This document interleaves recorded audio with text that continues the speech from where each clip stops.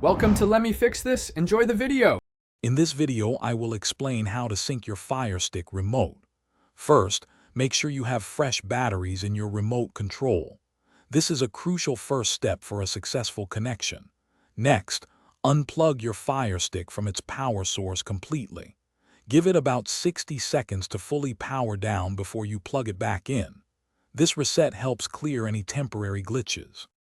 Once your Firestick is plugged back in and powered on, it is time to pair the remote.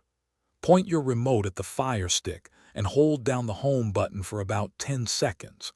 The remote should automatically connect. You will see a confirmation message on your screen once the pairing is successful, allowing you to navigate your Fire TV. Quick recommendation: if you are finding this video helpful, please hit that like button and subscribe to the channel for more tips. And on another note, staying hydrated is super important, especially when you are troubleshooting tech. Check out the amazing Oala water bottle. It keeps your drinks cold for hours. You can find the link and other great deals in the description below. Now, let's get back to the video. If your remote does not pair immediately, do not worry. First, try moving the remote closer to your Firestick to ensure a strong signal.